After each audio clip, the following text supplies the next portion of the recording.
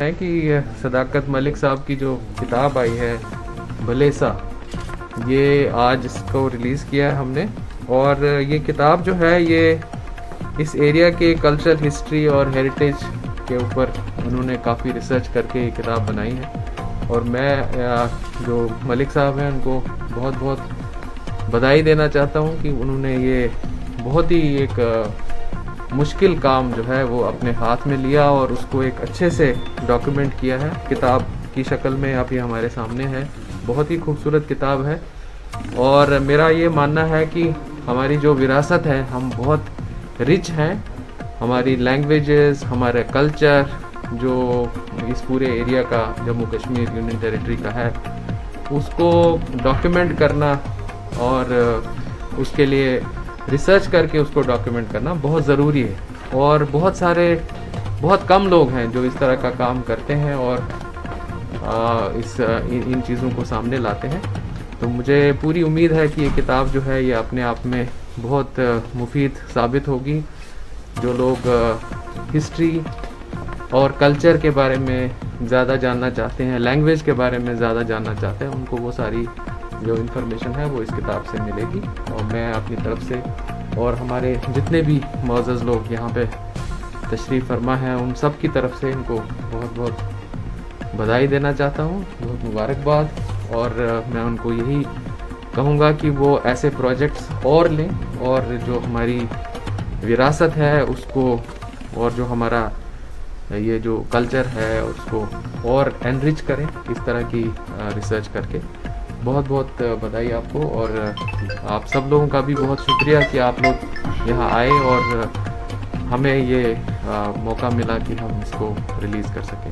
बहुत शुक्रिया आपका। बहुत शुक्रिया कि आज आप वाइस चांसलर साहब के चैम्बर में, क्योंकि कोविड की सिचुएशन है और इन्होंने फिर भी इनकरेज करने के लिए भलेसा के हमारे सदाकत मलिक साहब और ख़ासकर जम्मू यूनिवर्सिटी के ही एक प्रोडक्ट, और वाइस चांसलर साहब को खुशी भी होती है कि अपना प्रोडक्ट जब कोई रिसर्च वर्क लेके सोसाइटी में उसको लॉन्च करता है तो नेचुरली उसकी एक अलग सी खुशी होती है। उसके लिए इनका बहुत बहुत शुक्रिया, इन्होंने इनको इनकरेज भी किया। और मैं समझता हूँ भलेसा गुलाम नबी आज़ाद साहब तक मैं दूर था कि भलेसा में गुलाम नबी आज़ाद साहब ने क्या काम किया और कहाँ से निकले और कहाँ पहुँचे, लेकिन अब उनके बाद भलेसा के ऊपर एक ऐसा डॉक्यूमेंट जो सदाकत मलिक साहब के वसादत से लॉन्च हुआ है, एक रिसर्च वर्क, मैं समझता हूँ that will add colours to that place.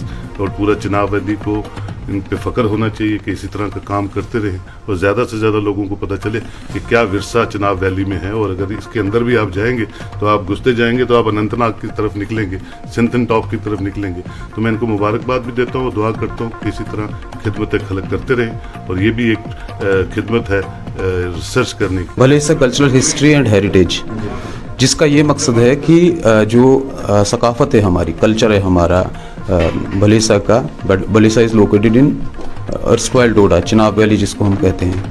वहाँ की सकाफ़त कैसी है, वहाँ का जो टूरिज़म सेटअप कैसा है, एडमिनिस्ट्रेटिव सेटअप कैसा है, एजुकेशन कैसी है वहाँ, उसको लेके मैंने ये किताब लिखी है। इसमें 8 चैप्टर्स हैं जिसमें physical features, location, education setup, administrative setup और कल्चर, खास करके जो एथनिक रेलिवेंस है हमारी, एथनिक रेलिवेंस है हमारी भलेसा की, उसको मैंने फोकस किया हुआ है।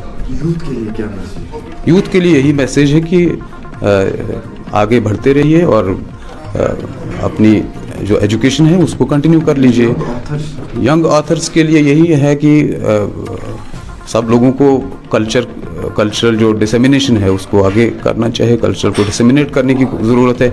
जो अनएक्सप्लोर्ड एरियाज़ हैं, जैसे कुछ कल्चर है हमारा, भद्रवाही कल्चर है, सराजी कल्चर है, किश्तवाड़ी पाडरी कल्चर है, बल्हेसी कल्चर है, पोगली कल्चर है, उसको एक्सप्लोर करने की ज़रूरत है। आपको लगता है कि पिछले 20 सालों से डोडा के अंदर या भलेसा के अंदर जो डेवलपमेंट हुई है, एज ऑथर आपने ये किताब डेवलपमेंट नहीं, ये तो हमारा डोमेन नहीं है इस वक्त, इस पर तो मैं कोई कमेंट नहीं करूँगा, लेकिन जो कल्चर के हिसाब से जो बात हो रही है उस पर यही है कि जो हमारी एथनिसिटी है, हम लोग ढोक्स में जाते हैं। The people right from Pogalparistan to Bhalesa, Padar, Bhaderwah, हम ढोक्स में जाते हैं। It is clear that we are having ethnic relevance. It has been mentioned in several books, historical books, linguistic survey of India, कि हम लोग हमारे लोगों की एथनिक रेलेवेंस है, उस विषय को लेके हमने ये किताब लिखी है। Thank you so much.